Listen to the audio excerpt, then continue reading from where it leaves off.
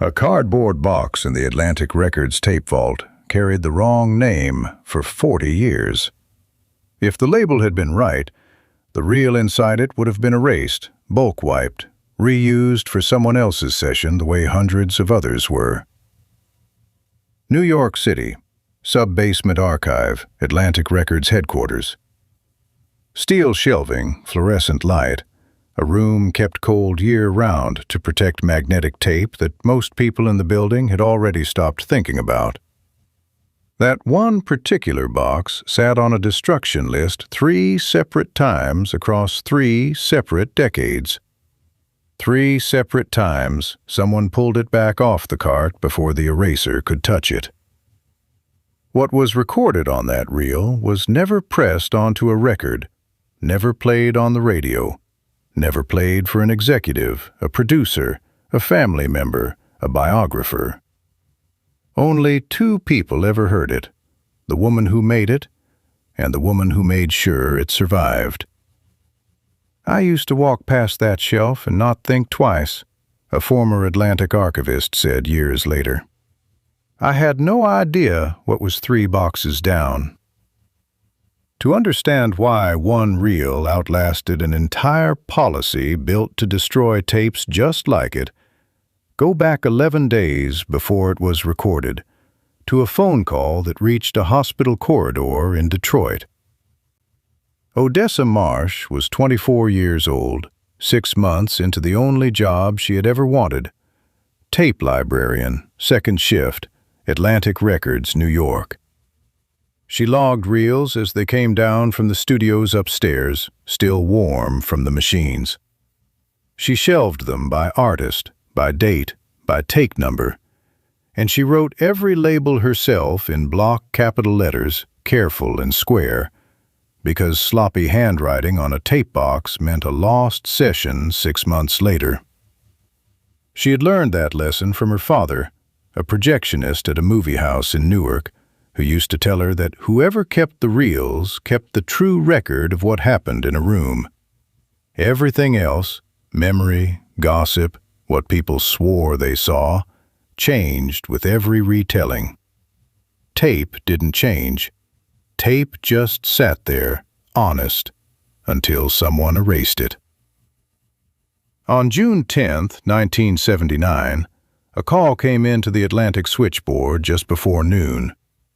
Reverend C.L. Franklin had been shot twice in his own home in Detroit during a robbery that found no money and left him bleeding on his bedroom floor. He was alive. He was in a coma, and no one could say how long that would last. Nobody in the Atlantic offices said Aretha Franklin's name out loud that whole day.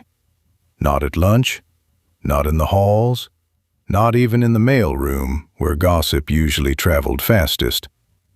It felt, Odessa said years later, like saying her name might somehow make the news worse. That afternoon, she cataloged 11 reels without really reading a single label.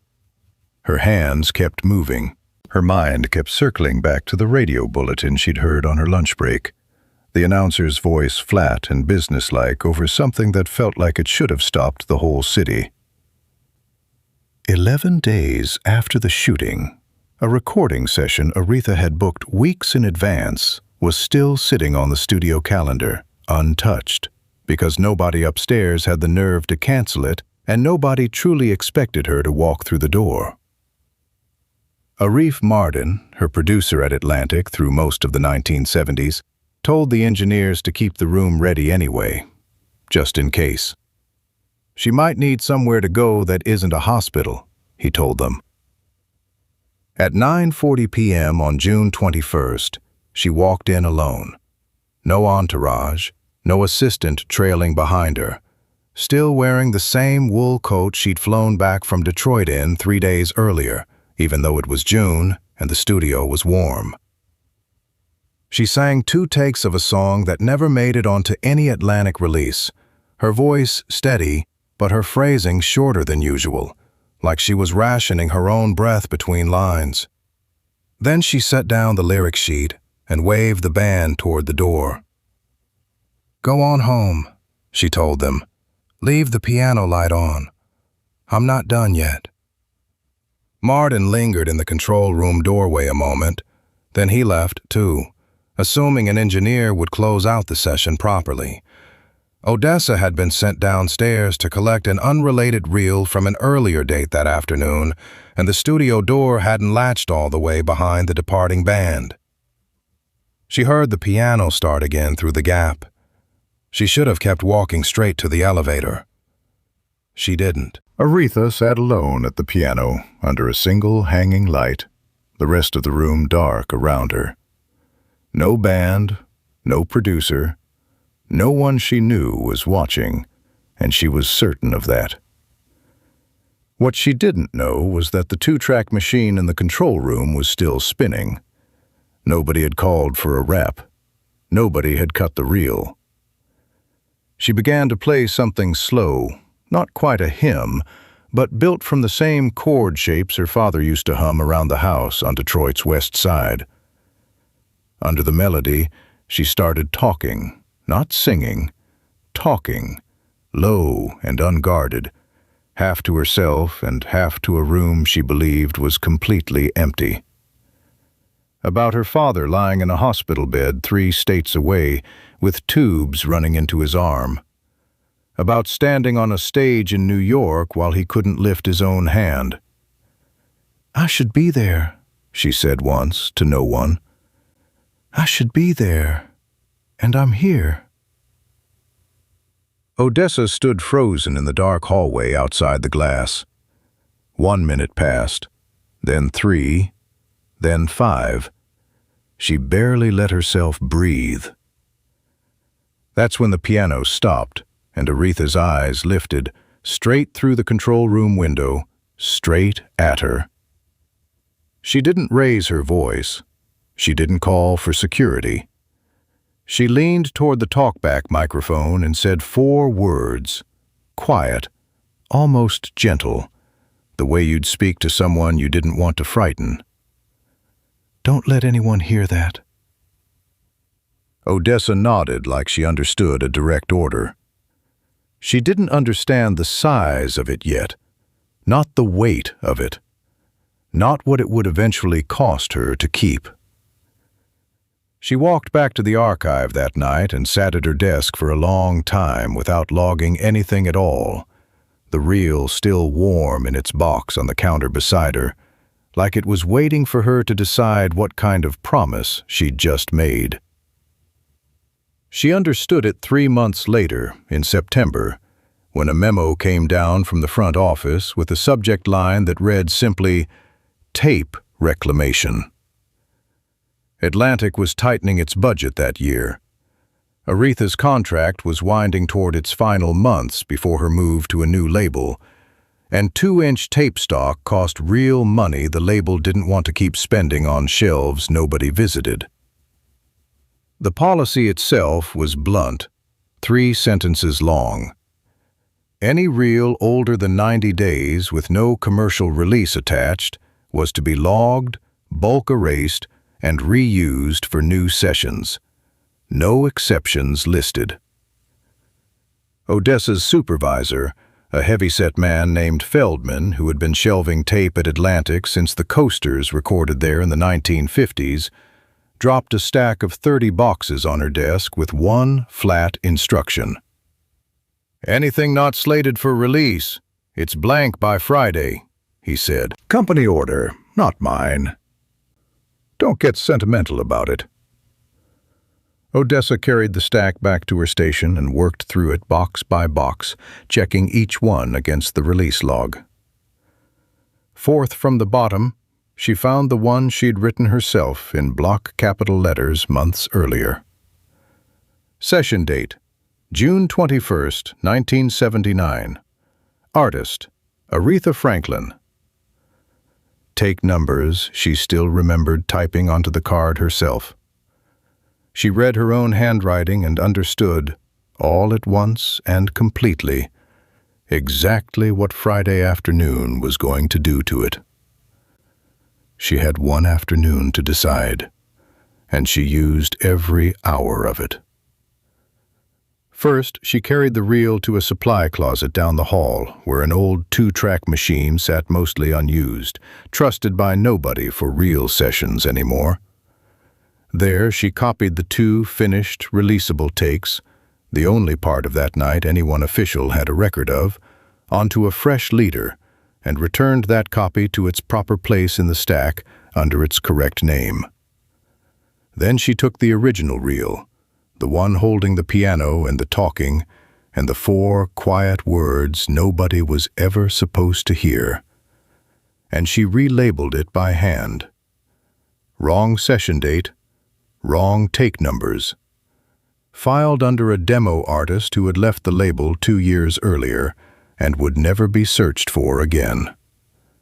Not quite a lie. A believable mistake, if anyone ever bothered to check twice. Friday came. Feldman wiped 29 reels himself that afternoon, checking each one off his clipboard as the erase light blinked red, then green, then off, red, then green, then off. He never noticed that the 30th box carried a slightly different date, written in handwriting just a shade less square than the labels Odessa used everywhere else. "That's everything," he said, closing the logbook with a slap. It wasn't everything.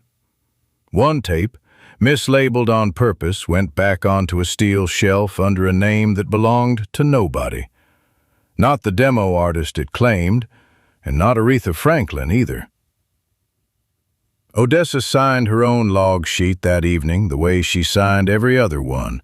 Steady, block capitals, no tremor in her hand at all, and walked out of the building past Feldman's office like it was any other Friday.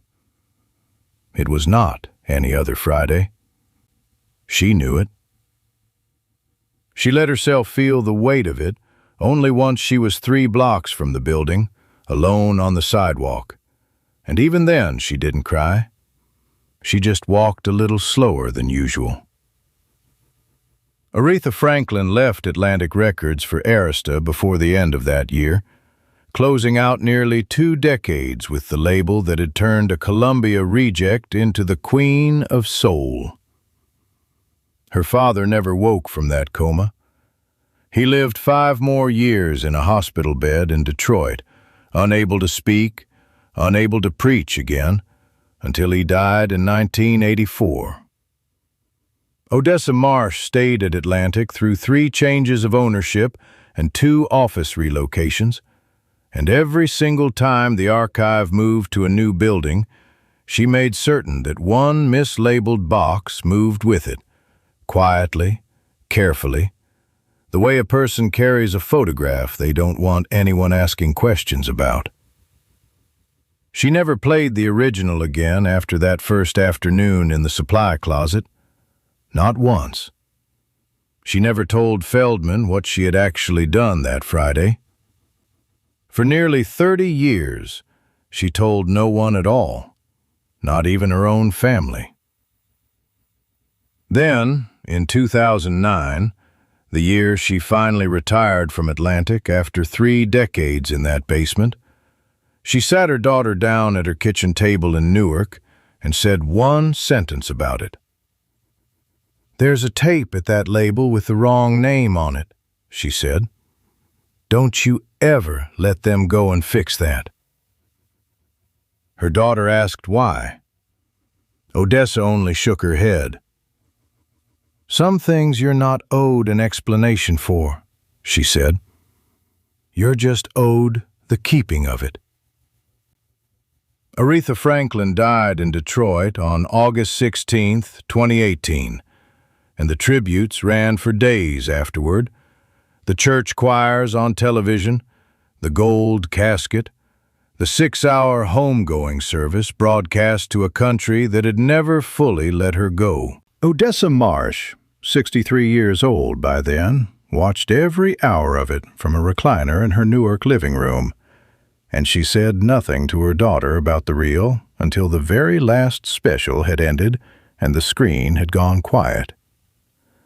She kept a promise to me, too, was all she offered. The box is still sitting in a climate-controlled Atlantic archive today, still filed under a name that was never hers, still unreleased. Because no one has ever gone looking for a demo tape that, on paper, does not exist. Historians who have cataloged Atlantic's complete 1979 output have never heard those 2 minutes. Biographers who interviewed everyone from her sisters to her longtime engineers never learned the story either. Somewhere in that vault, on a reel carrying the wrong artist's name across a 40-year-old label, a 24-year-old clerk is still standing frozen in a dark hallway, and the Queen of Soul is still sitting alone at a piano she believed no one was listening to, 4 days after her father was shot, talking to an empty room that was never actually empty. And the tape, if you could find it, is still rolling. No commercial hold, no release date, no name that matches. Just a woman at a piano, 4 days into the worst month of her life, trusting an empty room with something she never trusted a stage with, and a 24-year-old stranger in a dark hallway who decided, on one ordinary Friday, that some things are worth keeping exactly because no one asked her to. Has a stranger ever kept something private of yours safe without ever being asked to? Tell us about it in the comments. We read every one. And if this hidden piece of the Queen of Soul's story moved you, take a moment to subscribe and leave a like, so these unseen moments behind her voice can keep finding the people who need them.